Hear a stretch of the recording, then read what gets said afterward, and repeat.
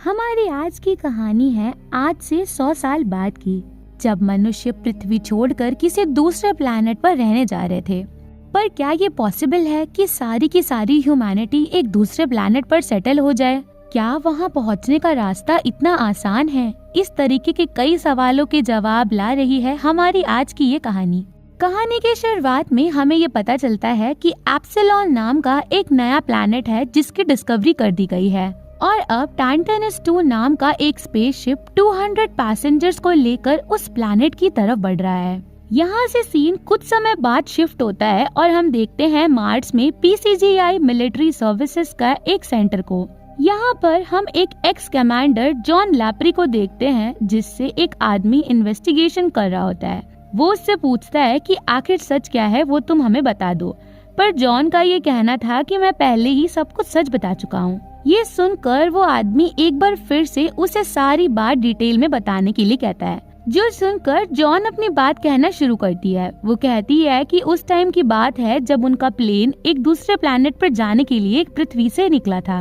उस वक्त उस जहाज पर जो क्रू था वो इस बारे में डिस्कस कर रहा होता है कि जब वो लोग एप्सिलॉन पहुंच जाएंगे तो वो लोग वहां पर क्या करेंगे। वहीं हमें पता चलता है कि उस शिप पर 200 पैसेंजर्स हैं जो कि इस वक्त फ्रोजन हालत में हैं और वो लैंडिंग का वेट कर रहे हैं। उस वक्त कमांडर जॉन लैप्री कहता है कि मैं तो अब एप्सिलॉन जा करके रिटायरमेंट ले लूंगा, क्योंकि मैंने काफी टाइम जॉब कर लिया है। जबकि बाकी लोग कहते हैं कि वो वहां जाकर अपनी नई फैमिली और घर बनाएंगे। तभी अचानक जैसे जैसे वो अपने डेस्टिनेशन के क्लोज जा रहे थे, उसी वक्त उनकी शिप एक एस्टेरॉइड से टकरा गई और धीरे धीरे वो क्रैश होकर एक अलग ही जगह पर लैंड कर गई। क्रैश के बाद जैसे तैसे क्रू के कुछ मेंबर्स निकल करके इससे बाहर आए और उन लोगों ने ये डिसाइड किया कि शिप के अंदर जो लोग हैं उनका फ्रोजन रहना ही ठीक है, क्योंकि उन्हें नहीं पता है कि वो लोग सेटलमेंट से कितना ज्यादा दूर हैं।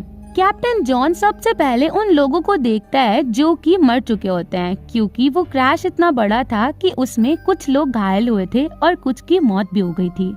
वो केन को उन मरे हुए लोगों को दफन करने के लिए कहता है।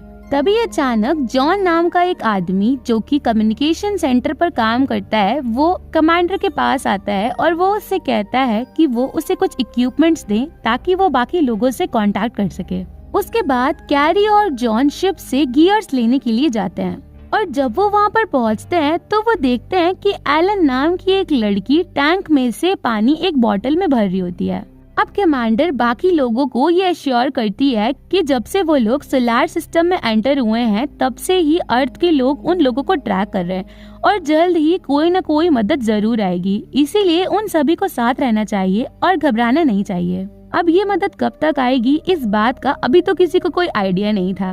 कैरी और जॉन उस वक्त भी कुछ इक्विपमेंट्स ढूंढने में लगे होते हैं, पर तभी अचानक कैरी का पैर पीछे की तरफ टकराता है और वो गिर जाती है। पर वो ऐसे किसी चीज के ऊपर नहीं गिरी थी, वो गिरी थी एक आयरन बार के ऊपर, जो कि उसके शरीर से आर पार हो गया था और इससे उसकी जिंदगी खतरे में आ गई थी। अब वो सब उसकी मदद करने की कोशिश करते हैं और स्कॉट नाम की एक लड़की भी उसकी हेल्प करती है। वहीं दूसरी तरफ बाकी के क्रू मेंबर्स ये देख रहे होते हैं कि अब भी इंजन पूरी तरीके से डेड नहीं हुआ है। तभी लैप्री उन सभी लोगों को अपने आसपास के DNA सैंपल्स को कलेक्ट करने के लिए कहती है, क्योंकि जितना ज्यादा वो लोग सेटलमेंट के नजदीक जाएंगे उनके आसपास का DNA उतना ही ज्यादा मजबूत और उनके जैसा होता जाएगा, जिससे उन्हें ये आइडिया लग जाएगा कि वो असल में ह्यूमैनिटी से कितना दूर हैं। कुछ देर बाद हम देखते हैं कि जॉन और एली कम्युनिकेशन बिल्ड करने की कोशिश कर रहे होते हैं और वो अपनी तरफ से सेटलमेंट पर एक सिग्नल भेजते हैं और एक रिटर्न सिग्नल का वेट कर रहे होते हैं। इसी बीच वो लोग अपने करियर की भी कुछ बातें करते हैं, पर तभी अचानक से उन्हें जंगल में से एक खतरनाक आवाज सुनाई देने लगती है। ये आवाज इतनी भयानक थी जैसे कि कोई बहुत बड़ा क्रिएचर उसे निकाल रहा हो। वहीं दूसरी तरफ लैप्री और बाकी लोगों को भी वो भयानक आवाज सुनाई देती है और वो लोग स्कॉट से इसके बारे में पूछते हैं। अब स्कॉट ये कहता है कि ये किसी भी चीज की आवाज हो सकती है और इसी के साथ वो लोग डरते हुए उस रात को बिताते हैं। अगले दिन जॉन नाम का आदमी उन सभी को बताता है कि उसने उन लोगों की ग्लोबल लोकेशन ढूंढ लिया है, जिससे कि उन्हें ये पता चल गया है कि वो लोग अभी प्रेजेंट में कहाँ पर हैं। जिससे उन लोगों को पता चलता है कि वो लोग जहाँ पर हैं वहाँ से रेस्क्यू करने में उन्हें 3 दिन का टाइम लगने वाला है, यानी कि उन्हें 3 दिन उसी प्लैनेट पर बिताने होंगे। अब वो सभी लोग सीन नाम की एक जगह पर जाने के लिए बढ़ते हैं, जहाँ रास्ते में एलन और जॉन बातें करते हुए जाते हैं। वो लोग ये बात कर रहे होते हैं कि कुछ ही टाइम में उनका खाना और पानी खत्म हो जाएगा, जिसके बाद वो लोग आखिर कैसे सरवाइव करेंगे। वहीं दूसरी तरफ केन और एलेक्सा कैरी को कैरी करके घूम रहे होते हैं, क्योंकि वो इस हालत में नहीं थी कि वो चल पाए और उसे जल्द से जल्द ब्लड ट्रांसफ्यूजन की जरूरत थी। उसकी हालत खराब ही होती चली जा रही थी, जिसे देखकर लैप्री ने सभी को एक ब्रेक लेने के लिए कहा और उसने उन सब से पूछा कि आखिर क्या किसी का ब्लड टाइप ओ नेगेटिव है, ताकि वो लोग कैरी की मदद कर सकें। अब डैन नाम का एक आदमी कहता है कि उसका ब्लड टाइप ओ तो है पर पॉजिटिव है, और उसके बाद वो लैप्री से इस बात पर लड़ाई भी करता है कि आखिर वो लोग कैरी को लेकर ही क्यों जा रहे हैं। वो सिर्फ उन लोगों की स्पीड कम कर रही है, इसीलिए उसे वहाँ छोड़ देना चाहिए। डैन उस पे ये इल्जाम भी लगाता है कि कैप्टन होने के नाते वो अपनी जिम्मेदारी सही से नहीं निभा रही है। इसी के साथ सीन प्रेजेंट में शिफ्ट होता है, जहाँ पर वो आदमी कमांडर से बात कर रहा होता है। वो उससे पूछता है कि आखिर उसने डैन को लीड करने क्यों नहीं दिया। इस बात पर लैप्री उसे बताती है कि डैन एक अच्छा आदमी नहीं था और वो सबको जबरदस्ती अपनी बात मनवाने की कोशिश कर रहा था, और यही वजह थी कि लैप्री उसकी बात नहीं मान रही थी। सीन वापस पास्ट में शिफ्ट होता है और हम देखते हैं कि जब वो लोग आगे बढ़ रहे होते हैं तभी उन्हें दूर से कुछ दूसरे लोग आते हुए दिखाई देते हैं। पहले तो उन्हें लगता है कि शायद ये कोई दूसरी सर्च पार्टी है जो उन्हें ढूंढते ढूंढते वहाँ तक आई है, पर जैसे ही वो लोग उनके नजदीक आते हैं ये ग्रुप वाले ये नोटिस करते हैं कि वो तो वही लोग हैं जिन्हें उन लोगों ने दफन कर दिया था, यानी कि ये वही लोग थे जो स्पेस क्राफ्ट के क्रैश होने पर मारे गए थे। तो आखिर अब ये लोग जिंदा चल कैसे रहे हैं? इस बात पर वो सोचते हैं कि हो सकता है कि वो किसी तरीके से बच गए हों, पर जब वो उनके नजदीक आए और उन्होंने उनसे बात करने की कोशिश की तो क्रिस्टोफर नाम का आदमी उन पर अटैक करने लग गया, जिस पर उन लोगों ने उन तीनों को ही मार डाला। अब उन लोगों को ये बात समझ नहीं आ रही थी कि आखिर ये लोग मरकर जिंदा कैसे हो गए और अब वो लोग इस तरीके की अजीब हरकतें क्यों कर रहे हैं। आखिर ऐसा क्या है इस प्लेनेट पर? ये सभी बातें उन लोगों को अभी समझ में नहीं आ रही होती हैं। तभी डैन सभी को दिखाता है कि उसने किस तरीके से सबकी जान बचाई और इसी के साथ वो सारा क्रेडिट अपने ऊपर ले लेता है। इन सब के बाद वो लोग आगे बढ़ते हैं, तभी लैप्री एक और ब्रेक लेने के लिए कहती है और वो कैरी पर एक बार फिर से चेक करती है। रेस्ट लेने पर सभी लोग कुछ खाना और पानी खाते हैं, जिस पर एलेक्सा उन्हें वार्न करती है कि उन्हें कम खाना चाहिए, क्योंकि अगर एक बार उनका खाना और पानी खत्म हो गया तो उनके पास यहाँ पर कोई दूसरा सोर्स नहीं है। तभी अचानक से कैरी खांसने लगती है और उसके मुंह से ब्लड आने लगता है, क्योंकि उसकी हालत अब और भी ज्यादा खराब हो गई थी। तभी अचानक एक बार फिर से वही डरावनी आवाज सुनाई देती है, जिससे सभी लोग बहुत घबरा जाते हैं। डैन, कैन और क्लैप्री उस आवाज को ट्रेस करने के लिए जाते हैं, पर उन्हें वहां पर कोई भी दिखाई नहीं पड़ता है, जिससे वो सारा ग्रुप अब जंगल में जाकर ट्रीज के सहारे रात बिताने की कोशिश करता है, क्योंकि शायद वहां पर वो सेफ रहेंगे। अब लैप्री डैन से कहती है कि वो एक सिस्टम ऑर्गेनाइज करे ताकि बारी बारी सभी लोग उठकर रात में पहरा दे सकें। बीच रात वो सभी आपस में बात करते हैं, जहां डैन सभी को बताता है कि उसकी एक्स वाइफ और चाइल्ड लंदन में रहते हैं और लैप्री की बेवकूफी की वजह से वो सभी अब यहाँ पर मरने वाले हैं। वो बाकी लोगों को उसे सपोर्ट करने के लिए कहता है ताकि वो टीम को लीड कर सके। यहाँ से सीन वापस एक बार फिर से प्रेजेंट में शिफ्ट होता है, जहाँ पर लैप्री से इन्वेस्टिगेशन करी जा रही थी। वो आदमी उससे पूछता है कि आखिर डैन ने जब उन सभी को प्रोटेक्ट किया था तो अब लैप्री उससे चार्ज क्यों नहीं दे रही थी। तब लैप्री उन्हें कहती है कि असल में डैन एक अच्छा इंसान नहीं था, वो बस चाहता था कि किसी भी तरीके से वो लोग उसे इंचार्ज बना दें। तभी वो आदमी उससे पूछता है कि आखिर वो आवाजें कहाँ से आ रही थी, जिस पर लैप्री बताती है कि उसे नहीं पता कि वो आवाजें कहाँ से आ रही थी, पर वो आवाजें उन्हें चौकन्ना रख रही थी और उन्हें आगे बढ़ा रही थी। इसके अलावा उसे और कुछ नहीं पता। यहाँ से सीन वापस से पास्ट में शिफ्ट होता है और हम देखते हैं कि अब रात में भी वो लोग चलते रहने का ही डिसाइड करते हैं। तभी अचानक से जॉन को एक सिग्नल रिसीव होता है जिसे चेक करने के लिए वो रुकता है, पर तभी कैरी केन की नेक पर काट लेती है। पर इसके पहले कि डैन उसे शूट कर पाता, वो केन की नेक पर काट चुकी होती है और इसके बाद डैन उसे शूट करके उसे मार देता है और उसके साथ साथ वो केन को भी मार देता है। ये सब कुछ देखकर डैन लेप्री को ब्लेम करने लगता है कि उसकी वजह से ही ये सब कुछ हो रहा है।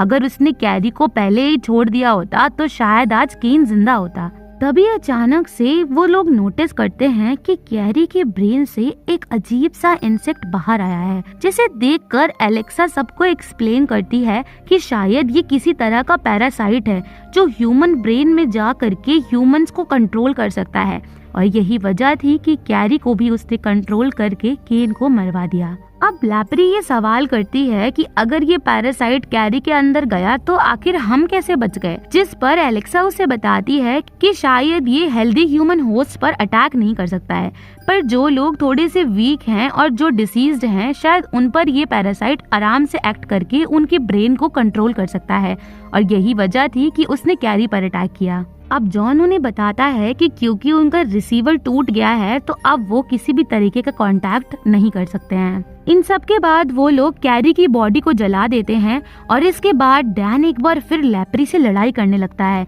क्योंकि अब वो बहुत ज्यादा परेशान हो चुका था। उसे रोकने के लिए तभी रस नाम का एक आदमी उससे कहता है कि अगर यही बात है तो इन सब की जिम्मेदार तुम हो, क्योंकि तुम्हारी वजह से ही स्पेसक्राफ्ट ने क्रैश किया है। ये सुनकर डैन शांत हो जाता है और इसी के साथ वो सारा क्रू वापस से अपना सफर शुरू करता है। चलते चलते कुछ देर बाद वो सभी लोग एक बार फिर रेस्ट करने के लिए रुकते हैं, जहाँ स्कॉट सबसे कहता है कि उन्हें वो खाना खाना चाहिए जो उन्हें उस प्लैनेट पर मिला है। पर लेप्री उन सभी को वार्न करती है कि हो सकता है कि ये फ्रूट पॉइजनस हो या फिर उसमें उस पैरासाइट के जैसे ही कुछ और प्रॉब्लम हो। तभी अचानक से जॉन को अपने ट्रांसपॉन्डर पर एक सिग्नल रिसीव होता है, जिससे उन सबको लगता है कि शायद वो लोग अब बच जाएंगे, और वो लोग एक रेस्क्यू टीम का वेट करने की जगह अब उस ट्रांसपॉन्डर की तरफ जाने का डिसाइड करते हैं। जब वो लोग उस ट्रांसपॉन्डर के पास पहुंचते हैं तो वो देखते हैं कि वो एक ऐसे ह्यूमन से आ रहा होता है जिसकी पूरी बॉडी गल चुकी होती है, यानी कि ये वो आदमी था जो उस पहले स्पेसक्राफ्ट से आया था जो कि पहली बार उस सेटलमेंट के लिए गए थे, यानी कि वो भी उन्हीं की तरह रेस्क्यू टीम का वेट करते करते मर चुका था। ये सब कुछ देखकर लेप्री उसे दफन करने का डिसाइड करती है, पर कोई भी उसकी इस बात से अग्री नहीं होता, पर वहीं जॉन उसकी हेल्प करता है। एक बार डैन फिर से उन सभी लोगों को ये कन्विंस करने की कोशिश करता है कि लेप्री उन सभी के इंचार्ज बनने के लायक नहीं है, पर उसके बाद कोई भी सुनता नहीं है क्योंकि सभी जानते थे कि डैन क्या बोल रहा है। वहीं दूसरी तरफ रस और लेप्री आपस में कुछ डिस्कशन कर रहे होते हैं, पर तभी वहाँ एलेक्सा आती है और उन्हें बताती है कि शायद स्कॉट के साथ कुछ प्रॉब्लम है, वो कुछ अजीब ही तरीके से बिहेव कर रहा है। यहाँ वो उन्हें पता चलता है कि स्कॉट ने उस फ्रूट को खा लिया था जो उस प्लैनेट पर मिला था। ये सब कुछ देखकर एलेक्सा बहुत गुस्सा होती है, क्योंकि उसने पहले ही सबको वार्न किया था ऐसा कुछ भी ना करने के लिए। पर अब जैसे जैसे स्कॉट की हालत खराब होती जा रही थी तो एलेक्सा उसकी मदद करती है और कैसे भी करके उसकी बॉडी को स्टेबलाइज करती है। इसके बाद सभी लोग वहाँ पर वेट करने लग जाते हैं और लेप्री स्कॉट के पास बैठी होती है, जहाँ स्कॉट और वो कुछ बात कर रहे होते हैं। तभी अचानक से स्कॉट हाइपर हो जाता है और वो लेप्री को बताने की कोशिश करता है कि वो लोग गलत रास्ते पर जा रहे हैं, पर इसके पहले कि वो कुछ और बोल पाता डैन उसे शूट कर देता है। ये सब कुछ देखकर लेप्री डैन पर गुस्सा होने लगती है और एलेक्सा रोने लगती है। एक बार फिर वो सभी लोग आपस में झगड़ा करने लग जाते हैं और डैन कंटिन्यूअसली रस को इंसल्ट करता है लेप्री की साइड लेने के लिए। असल में एलेक्सा स्कॉट को पसंद करती थी और उसके मर जाने की वजह से अब वो काफी दुखी थी, जिस पर लेप्री उसे कंसोल करने जाती है और उससे कहती है कि हम सभी ये नहीं चाहते थे कि स्कॉट वो फ्रूट खाए, पर उसने ऐसा ही किया। जिस पर एलेक्सा कहती है कि वो भी ऐसा ही चाहती थी और वो चाहती थी कि वो नई दुनिया में जा करके उसके साथ एक नई लाइफ शुरू करे, पर शायद अब ये कभी भी पॉसिबल नहीं हो पाएगा। अब चलते चलते वो सारा क्रू एक बड़े से फील्ड पर आ जाता है, जिस पर जॉन कहता है कि बैटरी डाइड होने से पहले वो एक बार और एक सिग्नल भेजना चाहता है, जिसके लिए उसे एक ऊंचे स्पॉट पर जाने की जरूरत है। तभी लेप्री उन सभी को बताती है कि सेन एक ऊंचे माउंटेन पर ही है, पर एलेक्सा कहती है कि वो अब किसी माउंटेन पर नहीं चढ़ सकती है क्योंकि वो काफी ज्यादा थक गई है। अब सभी लोग वो रात वहीं रुकने का डिसाइड करते हैं ताकि वो लोग अगली सुबह आराम से एक ऊंचे स्पॉट पर जा सकें। तभी वहाँ पर रस अकेला बैठा होता है और लेप्री उसके पास जा करके उससे बात करती है, जिस पर रस कहता है कि वो काफी गिल्टी है और उससे लगता है कि शायद उसकी ही वजह से इतने सारे लोगों की जान खतरे में पड़ गई है, क्योंकि वो उस शिप का पायलट था। पर लेप्री उसे समझाती है कि अब वो अपने डिसीजन से बैक ऑफ नहीं कर सकता है, क्योंकि अब इसकी पॉसिबिलिटी नहीं है, इसीलिए उसे शांति से अब जो भी है उसे एक्सेप्ट कर लेना चाहिए। जब वो सब लोग रात में आराम कर रहे होते हैं, तभी लेप्री नोटिस करती है कि डैन सोया नहीं है, जिस पर वो उससे पूछती है कि आखिर वो जग क्यों रहा है, जिस पर डैन उससे कहता है कि उसे बस नींद नहीं आ रही है। तभी लेप्री नोटिस करती है कि वहाँ पर रस नहीं है, जिस पर वो डैन से इसके बारे में पूछती है, पर डैन कहता है कि वो एक वॉक पर गया है, जिससे लेप्री को उस पर कुछ डाउट होने लगता है। उन लोगों की बातें सुन करके बाकी के क्रू मेंबर्स भी जाग जाते हैं और अब सभी को ऐसा लगने लगता है कि शायद डैन ने ही रस को मार दिया है। उसी वक्त उन लोगों को ये पता चलता है कि डैन का जो ब्लड टाइप है वो O नेगेटिव था, यानी कि उसने जानबूझकर उस वक्त कैरी की मदद नहीं करी थी।